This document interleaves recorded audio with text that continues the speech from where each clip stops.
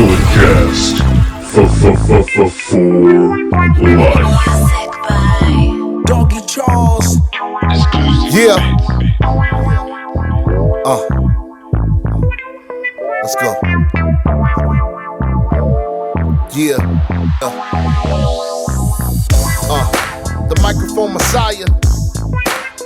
Yeah. It's the microphone messiah. And Mr. No Days Off. Microphone messiah. Mr. No Days Off. Phil. Yo, what's going on, ladies and gentlemen? It is I, the microphone messiah, Phillip Antoine, joined by the Canadian Destroyer, BT, Brandon Tanguma. Another week of podcasting, sports, entertainment, pro wrestling, whatever you want to call all this stuff that we do. Brandon, what's going on, man? Nothing much. We're here on the verge of 400. Yes. And still here. Yes, I think only Sam Roberts has hit a milestone like that. Actually, no, matter of fact, what number is good old Sam on? I just listened to his show. He's on 517, but nonetheless, 400 episodes in a couple weeks. We got something planned. Something will happen on that show, you know. But nonetheless, we're here 398. Let's get into it. Outside the ring, Armando Estrada has signed a WWE Legends deal. A lot of these people, especially from the Ruthless Aggression era, the mid-2000s, are getting deals. Armando is one of them. Obviously, Armando's claim to fame being the mouthpiece for the late, great Umaga Eki. So, yeah, this is interesting. I mean, once the news broke out about him signing a deal with the company, people were like, oh, maybe he could be the voice for the new bloodline. You know, he could be their wise man. But, I mean, I think they're doing fine with Solo doing all the talking. What are your thoughts on Armando Estrada getting a deal with World Wrestling Entertainment? Yeah, it's nice to see, him getting back in the fold, whatever that means, whether it's just licensing deal for him to be like in the video game or to be like an action figure or something, like if they wanted to do something like with him and Umaga. Good for him. I wonder if, because Umaga's not in the Hall of Fame yet, right? So maybe they try to do something. He's not, no. He's like, he inducts him and this is something to get Umaga into the Hall of Fame. Possibly, we shall see. Def Rebel is apparently done with WWE. WWE is going to be focusing on using actual artists for their music, as you can see with the SmackDown property, the new season premiere, the new theme song for SmackDown. I believe it was Meg Thee Stallion. Yep, and some guy from BTS. Yep. So I mean, what if Def Rebel? They had a decent little run. I guess the greatest Def Rebel song is the song that belongs to our tribal chief, the head of the table. Yeah, the Def Rebel run definitely is something that is not looked back on fondly. A lot of people. What was the other one? CFO. CFO $. Yeah. I mean, they had some hits. Yeah, I would definitely say CFO definitely had more legendary or memorable songs, you can call it, especially like in that NXT run. As much as I do love the original Roman Reigns Tribal Chief song, I don't know why they had to change it up when he's back as a babyface. That's a whole different discussion, but I do like them allegedly, like you said, doing deals or doing something with mainstream artists. Now, is that collaborating to make new songs, or are they going to take like what AEW's done and take some well-known songs and pay those hefty licensing fees and have those be their entrance themes? I don't know. We'll have to wait to see. I mean, Def Rebel, is their run more synonymous? Because they got one song that it's synonymous. Everybody knows. They treat it as if it is the national anthem. They will stand and pledge allegiance to their tribal chief with their ones in the air. I mean, sure, CFO $. They had, the Glorious. They had Shinsuke's theme. What Enzo and Cass's was popping, but I mean, Def Rebel, they got the one. I mean, one is better than zero, but if you look back, especially with Jim Johnson and CFO, whatever, they had numerous bangers. And I will use this term just because it's actually talking about music. I won't talk about that term in terms of match quality. But if we're going to just compare bangers to bangers, Def Rebel definitely does not compare. I mean, they completely butchered the Johnny Gargano theme song, which I understand maybe it is licensing and they wanted to get rid of all the old themes and do new themes, but that was another great song. Tommaso Ciampa's theme was great. They messed that up. Tommaso Ciampa's theme was great. I don't know. No, I don't know what happened there. Let's talk about the AEW TV deal report. What's going on with this? Well, we got apparently it's done or on the verge of being done. There was a report. Was this from John Allrand from Puck, who reports on like sports business and stuff? He reported that the AEW TV deal with Time Warner is, or whatever WBD, whatever it's called now, is like 3 to 4 years with a fourth year option, and somewhere in the ballpark of $170 million per year. So definite increase for AEW on their television rights deal. They said it's going to span 2 shows over 3 networks, which I don't know how that works out with TNT, TBS, and True TV. Um, there are different ways you can look at it. It was a definite increase from what they were doing. It's short term compared to what WWE is getting, where 5-10 years, especially with Netflix, that even ranges like almost a 15-year deal with that option. So, and the WBD themselves are not really the best partner to be with, we'll just say, in terms of them trying to live up to their end of the bargain. So we've been waiting for this deal forever, and it feels like Tony Khan's been hinting at it, and it seems like it is a done deal. Maybe they announce it at the 5-year anniversary, or there is some finishing touches still need to be put on this. There is the rumor of a Fox component to this. Not Fox is in the broadcast channel, but I assume it's like FS1. Um, Obviously, the pay-per-views on Max is a different thing, which isn't been discussed here. So the overarching deal seems to be done, but the minute details still are yet to be discovered. I see. True TV. True TV is what, just basically the Impractical Jokers network, if I'm being honest.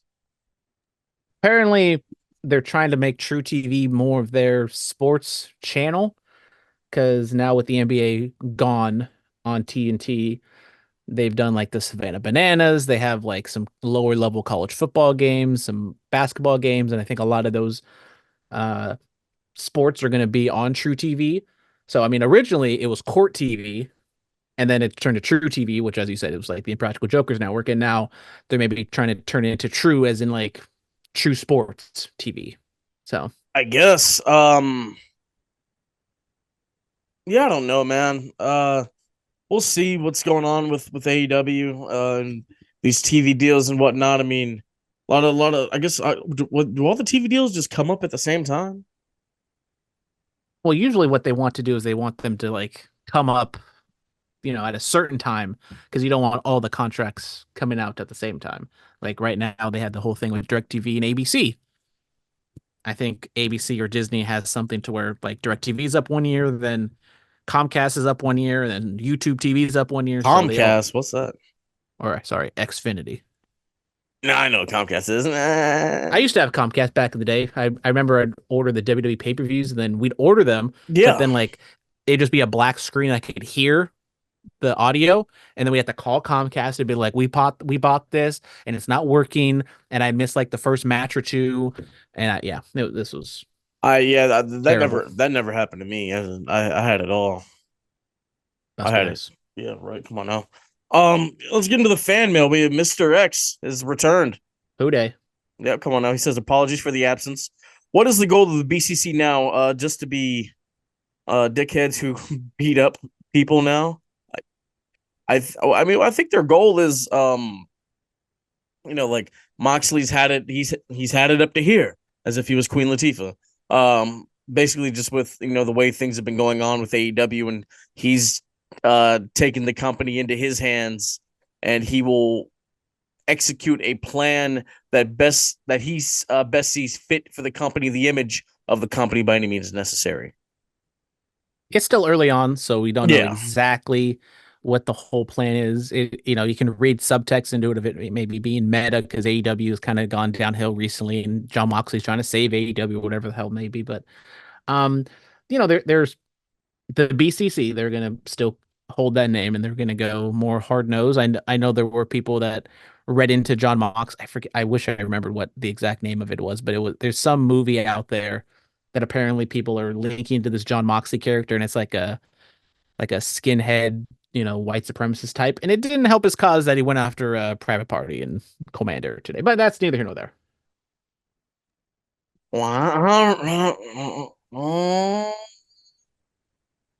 All right. Uh, he also asks, have Swerve and Hangman ruin hardcore matches for us and other major companies? Will we watch Drew and Punk in the Hell in the Cell and think that's cute because we know WWE will never go that far? I think the story is so good that we'll be invested. And I mean, we don't know how far they'll go. I mean, obviously, we're going to talk about Punk's promo, which really felt like a go home show promo, but nonetheless, we have another episode of television before we get to the pay per view. But yeah, man, the story's been so strong, which really started technically almost a year ago when Punk returned at Survivor Series and McIntyre stormed out of the building. So, I mean, I don't know, man. What do you think? I mean, there is a case to be made that, AEW keeps raising the bar. And usually that just is in terms of them, of AEW, how are they going to keep topping this? But, the AEW WWE intersect of overlay of fans, I think at this point is much different than it has been in the past because, WWE has grown substantially. And there's not, maybe there's a lot of those AEW fans out there who just watch AEW. If they do watch WWE, they're definitely outnumbered from the people who don't watch AEW. So there's a little subset of maybe people who are going to be like, oh, you're trying to go super hardcore, but did you see what Hangman and Swerve did a couple weeks ago? This is nothing. So there might be a little bit to that, but the difference between the two companies right now, it doesn't make too much of a difference, I would say, or too much of an impact. Yeah, I mean, we'll see what they do. I'm sure it's still going to be a great piece of business. If any surprise, what if any surprises will we see at Grand Slam this year? Oh, I don't know. Will we see any? I don't know. I mean, they've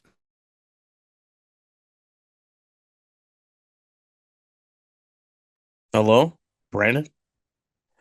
Oh no, I've lost him. I've lost him, ladies and gentlemen. He's gone. He is gone. He's no I longer here. I hear you. Oh, you hear me? I hear you. You were frozen, but I Oh, heard you. you were okay. You were frozen. That was weird. All right. Oh, yeah. Back. I do hate to see it. Back to the Grand Slam of it all. Nope. Nope. I mean, they're Nope. Nope. Nope. Nope. You good? anyways. I think I'm good. I don't know. They're working so much on the in-ring aspect that I don't know if they're going to be doing any surprises. So, I mean, there's like, is Becky Lynch or Bobby Lashley going to show up? Maybe, but I don't think that's going to happen. But maybe they pull something out their ass because allegedly they have $170 million coming their way.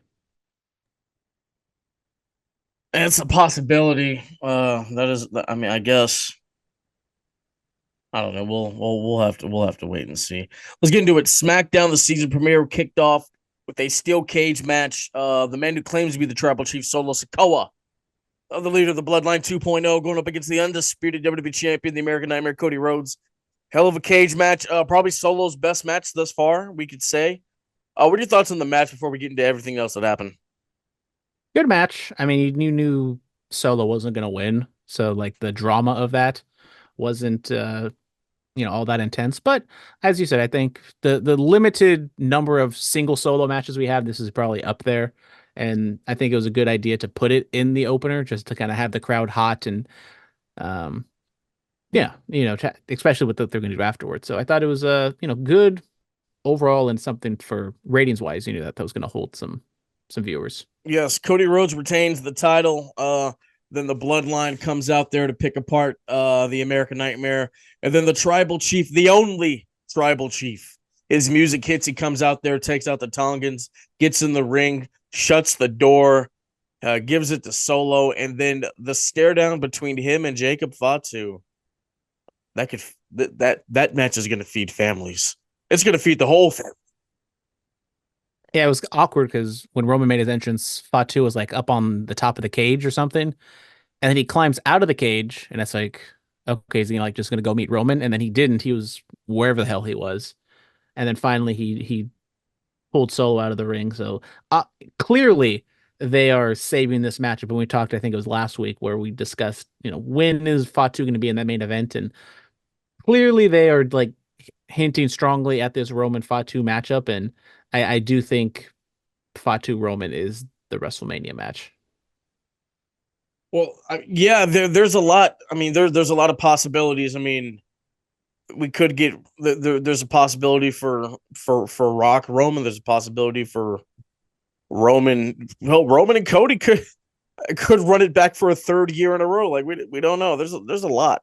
Well, I mean, obviously we could talk about that kind of stuff once we get closer to WrestleMania. But yeah, so that all happens, and then Nick Aldis says, Solo has like a proposition or whatever, blah blah blah. Cody says he wants nothing more to do with the bloodline. He's done. We get to later on in the show. Nick Aldis is out there with the contract. Roman Reigns comes out there, puts that hand out there as he's done so many times. Normally, the wise man puts the microphone in the hand, but Nick Aldis putting the contract in his hand, and the look on Roman's face, it tells you all you need to know. Nothing has changed. Normally, when people go back to being baby faces after a monster heel run, the pandering to the crowd, blah, blah, blah, nothing has changed for Roman. He has that look on his face. He does it again. He gets the microphone. He lets us know nothing has changed. This is still his ring, still his company, still his WWE. He doesn't need Cody Rhodes. This is family business, bloodline business.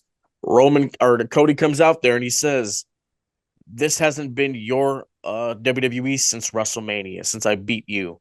And then, Fatu and Solo go out there. Solo's talking trash. He's not going to help you, blah, blah, blah.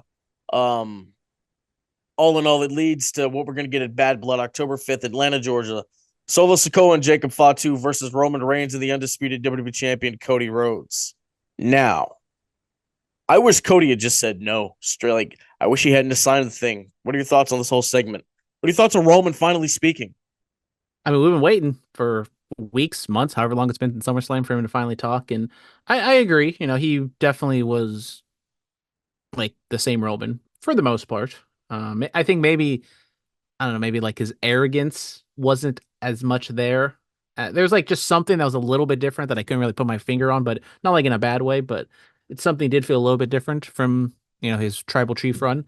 I agree with you. I think it would have been interesting for Cody to say no, and he did say no, and it got a negative reaction. I was like, oh, that is what you want from the crowd. Well, it's kind of what you want from the crowd, but then you don't want to turn your like top champion heel in like this little sub feud he's going on. So I don't know what the psychology was on that, of him saying no originally and then coming back, a half hour later to then sign the contract. Because I think there was like an interesting story to be told of Cody.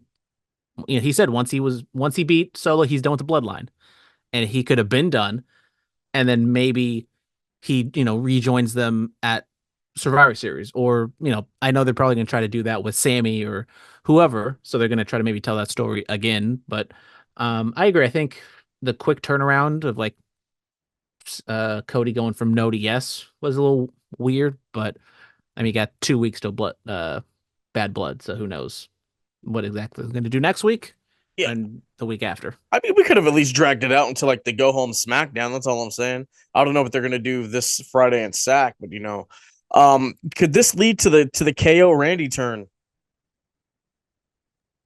Maybe. I mean, Kevin Owens, he's definitely hinted at he has nothing to do with the bloodline. He doesn't want to help them at all. It would make sense. So I don't know how you insert them into this feud right now. Like, just KO gets angry at Cody because he teamed with him, and then just turns him. We're off to the races. There's a story to be told there. I just don't know exactly how you tell it succinctly. Yeah. I don't know. We're gonna have to see, bro. We really are. I mean, but like, if you think about everything that Cody said before WrestleMania 39, Solo will leave you. He'll turn on you. Blah blah blah. It's really all come true, except for the wise man part. Do you think they would do that? No, they've definitely held back on Paul. I mean, you would think they would have came out together as like their return, but they didn't. They held back on that. And Heyman has made like a little sporadic like social media posts, so he's kind of been MIA for the most part. But I think we'll see some form of Paul Heyman returning sooner rather than later. I did see there was when Roman was doing his entrance, he went to go on the steps and he went to look to his left for his wise man, which he always does, but he wasn't there. So sad. Just brings a tear to a glass eye. So sad indeed. I mean, we will have to see what happens. But I mean, it's all very interesting. There's so many layers with this. You gotta love it. Uh you truly have to love it. You really do. I'm excited for all of this. Uh, Naomi and Bailey, Tiffy and Nia, they all have a segment. Basically, what's going to happen? Is that this Friday? The tag match. Yes. Okay, Friday night in Sac. Nia and Tiffany versus Bailey and Naomi. Whoever on the babyface team pins the champion, they will face Nia for the title. And then whoever gets pinned on the babyface team by the heels, they will have to lose or leave SmackDown. Yeah, a little convoluted of a stipulation, but I think once the match starts, it's going to be a little more straightforward and understandable. I don't know what they do because they've kind of already did that with Bailey. Naomi is kind of a new opponent, but yet I don't really see her as a viable What threat if to. what if one of them pins Tiffany? Then nothing. That was the other thing. It's like Nia against the other two. What does Tiffany have to gain from any of this? I mean, She's going to be a it's good little soldier, but then the story they've been telling is like she's the goofy, sidekick, and she's going to find a way to mess it up, and she's going to be like Seth Rollins in The Authority. If they She doesn't turn babyface because she's a good person, she turns babyface because the heels kick her to the curb. okay for sure, for sure, for sure. Um, I guess. I guess. RKO, they returned together. Sorry, Ricky. He got stunned by Kevin Owens. Ricky, member of Midnight Heat. Go check out that tag team. They defeat Theory and Waller. What are your thoughts? It was fine. I mean, the surprise of Randy Orton was not really a surprise. I mean, I think everyone saw it coming. I watched SmackDown as I normally do on delay, and so I kept seeing all these people tweet about Ricky, and I was like, Ricky Starks didn't show up on SmackDown, did he? Because if he did, I would have seen photos or I would have seen something. Because everyone was just talking about Ricky. I wasn't seeing anything about Ricky Starks or photos of this. It was just people talking about Ricky. And I was very confused what was going on. And then maybe Ricky's new James Ellsworth. Who knows? Oh, we, I don't know. Well, the good ways, not the bad ways. Don't Okay, look it up. okay. Yeah. Don't look it up. All right, inside the ring, we'll start it off. Collectible Stampede. It was called off, but ladies and gentlemen, it is back. It's open to the public. Live Pro Wrestling. Come check it out. October 6th, 4:30, Woodland, California, at the Woodland High Gym. The Bulletcast title match. Spoiler alert: it will be back on. So go check out Alpha Zoe versus Dante Daring versus Surza for the Bulletcast Championship. Brandon, it's finally happening. Finally, Finally. look at that. It's about Oh, damn time. oh, that's all you get. That's all you get. All right. Anyway, Saturday night's main event is returning. It is going to happen at the Nassau Coliseum in, I believe it's Long Island, New York. Yeah, December 14th. So that's what I believe 3 weeks before the Netflix deal goes into effect. The last time WWE held a Saturday night's main event was in Washington D.C. at the Verizon Center. It was July 28th of 2008. Yeah, I believe this was the 37th Saturday night's main event, so I believe this one will be the 38th. Let's look at this card. Let's look at this card from the last time. So they had Paul London versus Charlie Haas, JBL, Kane, and Legacy, Cody Rhodes and Ted DiBiase Jr. They defeated John Cena, Batista, Crime Time. The Great Khali defeated Jimmy Wang Yang, and Edge defeated Matt Hardy. Wow. It was What a time capsule. what a time. How about the first ever Saturday night's main event? Let's look at that. The first ever Saturday night's main event, May 10th, 1985, Uniondale, New York, Nassau Coliseum yet again. So, well, it's returning back. It's returning back.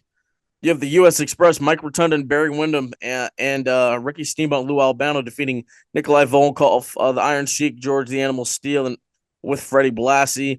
You have Hulk Hogan with Mr. T defeating Bob Orton with Roddy Piper. You also have Wendy Richter, Wendy Richter defeating the Fabulous Moolah. And then Junkyard Dog defeated Heat Doherty. So I mean that's a hell of a. I love it. That's a hell of a card. Yeah, I wonder what they're gonna do with Saturday Night's Main Event, because back in the day, originally Saturday Night's Main Event was a fill-in for SNL, and you put on those matches that kind of ran the house show loop already. So you're not trying to get anything out of it, monetarily. You just kind of threw it on television because you're done with it.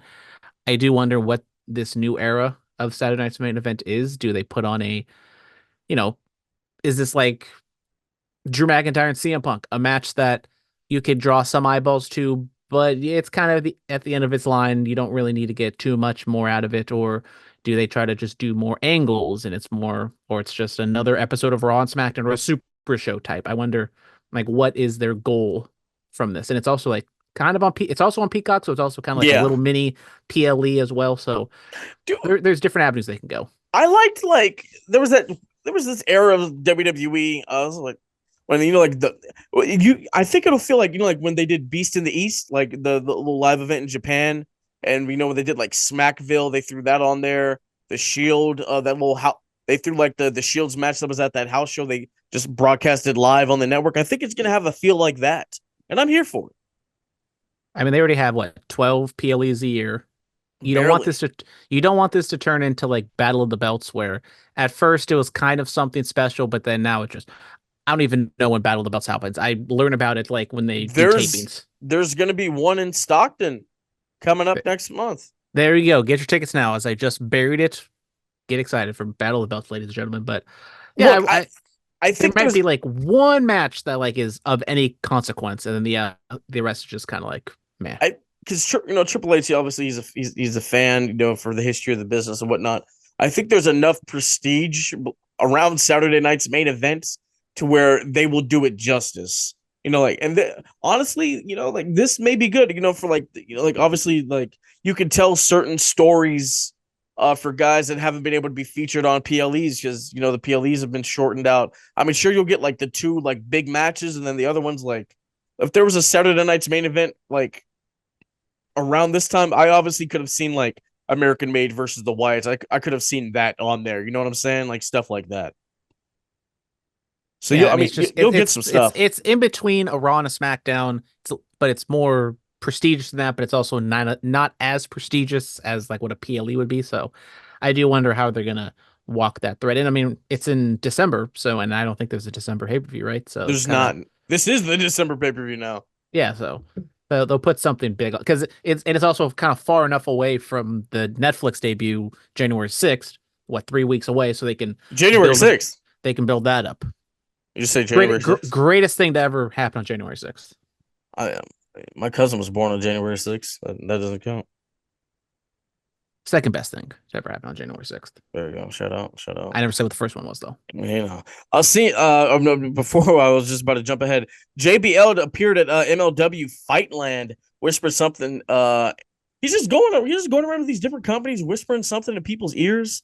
I think he calls himself like the guardian of sport, pro wrestling now, right? Isn't that what his Twitter reads? Yeah, he also popped up at TNA. And also, like, reports are JBL's just like, he's a good guy. He just kind of shows up, and he's actually like a part of the locker room. He doesn't just show up, do his bit, and leaves. That's good. I mean, it does seem like he has gotten the wrestling itch, and even though he might not be doing anything full time, that he's just kind of popping in and out, getting those pops and doing something. What if JBL is starting I heard Sam Roberts talk about this. What if JBL is starting a faction in between all these different companies? He's appeared at AAA, TNA, what you call it, MLW and GCW. I mean, Mr. X asked any surprises for Grand Slam next week. Bro, that would I'd pop. Would pop back. Where's Grand Slam in New York? Yep. Oh yeah. Bradshaw's pulling up. I can see it. But yeah, man, I mean this has been fun. Like I'm just enjoying it. I love seeing it. I mean that the guardian of the business, I enjoy this so much. I'm a fan. I don't know what it's going to lead to, but I'm excited to watch and see what's up. Sexy Red returns to NXT on October 8th, so she's back. The ratings are going to spike. If everyone is ready to see Sexy Red, T's and P's to St. Louis because they had the big show, the big arena, and they had to move it to the smaller venue. So, and Randy Orton's wrestling. He is Jay Malachi. Shout out to bruh. I love Jay. I've talked to him a little bit when he was on the Indies. That's a hell of a match, bro. That is. Congrats to him. Monday Night Raw, CM Punk, the promo. Was this the best work of Punk's career? Obviously, the pipe bomb exists, I wouldn't say the best of his career. This was probably one of the best performances he's done in this WWE run. I've not been a big fan of him thus far. We got Serious Punk.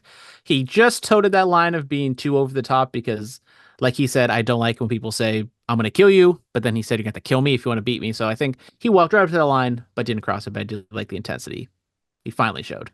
I enjoyed it. I really did. Jay Uso and Braun Breaker's segment. Braun tells him I didn't have to need my family, blah, blah, blah, blah, blah. I've done a lot more than you. You've been here 14 years. I've been here a quick little minute and look at what I've done. And Jay says, I'm a dog walk your ass. Braun goes for the spear. Jay lays him out with a spear. Yeah, just good, straightforward, talking between two competitors. You see? There's a little bit of animosity, but nothing too crazy or too personal. This is something that would be on Saturday night's main event. This is something that would be on there. Balor and JD retained. They won the titles months ago, and they had their first defense, and it was successful, defeating the New Day. Xavier, notice the New Day was wearing different gear. That doesn't normally happen. Xavier goes to the back, yelling at the LWO, why were you guys interfering? Kofi was like, I knew they were going to be out there. And he's like, hey, what do you, like, why didn't I know? Kofi basically said, no, we haven't been the same without E. He's like, oh, we need E to be successful, blah, blah, blah. Thoughts on the title retention and then the dissension of the New Day? I mean, kind of forgot that Balor and JD were even tag champs to begin with. Good pivot from the New Day after the whole Odyssey Jones debacle to seemingly going in the same direction of a New Day breakup or a Xavier heel turn. Or maybe, they're shocker. People can have disagreements and then a week or two later, cooler heads prevail and they come back together. Who would have seen that coming? But they are teasing heavily the 10th anniversary of New Day. And with Big E being talked about so much, I would assume we're going to get some sort of segment with Big E back. Yeah, I saw a photo of him training and people are like, oh, he's coming back. I'm like, well, we don't know about that. His injury was very severe. Judgment Day stands tall over the Terror Twins. While Dom is going at it with Damian Priest, all hell breaks loose. Rhea takes out Liv on top of Wade Barrett. Just Jay comes in for the save. Braun spears him, gets his lick back. This is crazy. Chaos. Yeah, I mean, kind of more the same between these two. I mean, just as long as the tooth is You're breaking up. You're breaking up. I mean, there's only so much they can do. Well, I don't know. I don't know what to do. Okay, I'm not an IT guy. It's just like it's just like 316 day all over again. That was crazy. That was wild. But yeah, we're here. I mean, it's kind of more the same. It's like they did this 4 weeks ago. Okay. All right, and the Reed and Strowman, absolute chaos, throwing fans, spearing each other through barricades and whatnot. Madness. Yeah, I thought it was a good big man brawl. I could deal without the fakeness of the fan getting thrown and the obviously fake wall they ran through. But I mean, besides that, I think it was good chaos, and it just kind of once you thought it was done, and then no, they just kept going on and on and on. There was a real wall. I don't know what you're talking about. And some gentleman really got thrown, but I'm sure they gave him some comp tickets, so he's chilling. Move on to AEW Dynamite. Orange Cassidy defeated Chris Jericho for what? because they're fighting over $7,000 or something. And it was, not the They're best feuding match. again. It's just like a little mini feud post All In, but Okay, all right. I mean, it filled 20 minutes, and like for a Jericho match to go 20 minutes and not be a complete debacle, I guess is a good thing. And it had a little bit of storyline behind it, so the crowd was into it. And Orange Cassidy won. Nothing too big here. I don't know what this is, what's the next step for Jericho. There was a little hint last week of Jericho saying like, "Oh, there's no real friends in wrestling because they're just there to use you." And Big Bill did shoot him a look. It wasn't like overstated by any means, but he definitely gave Jericho something. So maybe we are going to get a Big Bill Jericho match or feud eventually. So I don't know what this new Jericho thing is leading to. Trios title match next week.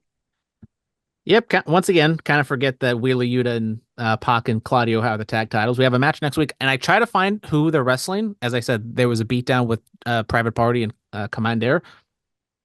It's not them, but it's gonna be somebody. And Wheeler Yuta is all in his feelings because they tried to kill Brian. They did try to kill Brian Danielson. It's crazy. Yep. Wild. Yeah. All right. Let's see. Nigel McGuinness video. Yeah, they're just a simple kind of try to teach you a little bit of the history of Nigel McGuinness and Brian Danielson. I didn't think they went like too over the top to like really make you understand what's going on, but it was good enough. And once again, no Brian on the show, and they're really. Last week we erroneously said it's for the title. It's not for the title. It's only if he's cleared or not. And there's probably gonna be some dumb storyline throughout the show next week of like, is he cleared? Is he not? Who knows? Which isn't exactly how clearing works, but whatever. I see. Also seems like we're gonna get Hangman and Jeff Jarrett either next week or soon thereafter. Good segment from Hangman and Jeff Jarrett. Hangman threatening to beat up Tony Schiavone. Jarrett coming to his rescue, and once again, for some reason, Jarrett is over with the crowds, which is not hating on him, but good for him. And finally, main event: Don Callis family with Will Ospreay defeat the Elite.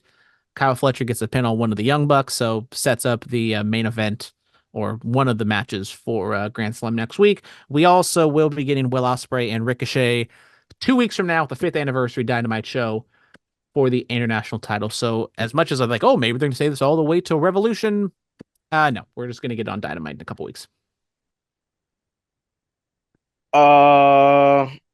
Yeah, I see. All right. Before we get into anything else, Marlee's thoughts on basically everything that we've talked about somewhat. Saturday night's main event was announced. It is going to be airing, I believe, on Peacock. It's a collaboration between NBC and WWE to bring it back on air, but I think it's pretty cool because there's a whole generation of kids or a whole generation of WWE viewers. I'm not going to limit it to just kids because any age range could be just getting into WWE, but there's a whole generation of fans who may not be aware of Saturday night's main event, haven't done their research on it. So I think that it's cool to bring it to a new generation who may not have been aware or around when it was on. And I think that bringing it back for the newer generation can also invoke that nostalgia for those who were around when it was initially airing, but also to see a modern day take on it. Like, it just depends on what generation of WWE fan you are, but I think that bringing it back is probably a solid choice. It gives you another option outside of Raw or SmackDown, and when there's not a pay-per-view on a Saturday or a Sunday, it's also another option. So I think it's cool. I'm excited to see what they're going to do with Saturday night's main event. I thought SmackDown was pretty good. We got Andrade and Carmelo Hayes 5, which is a favorite part of mine. Cody Rhodes and Solo Sikoa setting up Roman and Cody versus Solo and Jacob at Bad Blood. Then we had the whole mystery partner segment, which I thought was really funny with Kevin and Ricky from Seattle and Randy Orton. Yeah, the cage match with Solo and Cody ended with Roman's interference. At first, Cody was like, no, I'm done with the bloodline. But then Roman and Cody come together because they have a common enemy in Solo. And now we're getting the tag team match between Cody, Roman, Solo, Jacob at Bad Blood. We had the segment with Kevin Owens' mystery partner, Ricky from Seattle, which I found out was one half of a tag team called Midnight Heat, who are actually set to face FTR at Prestige Roseland 9 here on September 29th. So check that out if you're in the Portland area. Shameless plug. But that was a fun little segment, set up kind of a surprise Randy Orton appearance for those who weren't expecting him. I personally wasn't expecting Randy Orton to be Kevin's mystery opponent. I thought they were going to grab somebody else and have it be like a real mystery, but in terms of storyline, it does make sense for Randy. Michin and Piper Niven was cool. Andrade and Carmelo Hayes, if they went 5, 10, 15, 20, they'd still put on banger matches. So really enjoyed them. And overall, SmackDown and Raw this week, very impressed. I enjoyed Monday's Raw. Got a little bit more hype for Bad Blood coming up here, especially with Punk's promo. Made me a little bit more excited to watch him and Drew kill each other. Probably one of his best promos since he's returned. I also really enjoyed the Sammy and Gunther segment because I'm noticing a little bit of details in the storytelling. Like, I was watching it at the gym and the Sammy Gunther segment came on, and I was just noticing how Gunther probably wants to get the Sammy that beat him at WrestleMania. Like, he's denying Sammy all these opportunities for the title just to drag out that WrestleMania Sammy so he can face him not at Bad Blood, but maybe Survivor Series. I think Bad Blood is too soon for them to get into it, but Survivor Series. But overall, Judgment Day stood tall. A little bit more hype for the Bad Blood match between them. Io and Bianca put on a classic. I was actually talking to my manager about this. We really enjoyed that match. And then the dissension between the New Day is something that's very interesting. All right, thank you, Marlee. Ladies and gentlemen, SmackDown in Sacramento Golden One Center this Friday. Jacob Fatu, and he's the hometown boy. Solo, also the hometown boys of the Bloodline will be in attendance. Go out there, cheer them. I know they're another bad guys, but go show some love to Big Goose. Thank you guys so much. Follow us on Twitter at Bulletcast, Instagram No Bulletcast, YouTube Bulletcast. Y'all know what to do. Thank you guys so much. We'll see you next time. Be safe and stay dangerous. Bulletcast host. Look, this is the time for us to be great on podcasts. Let you know this is the time and how the vibe lasts. This is the feeling of time and where we on it. You know we got no time for no opponent. It's the feeling.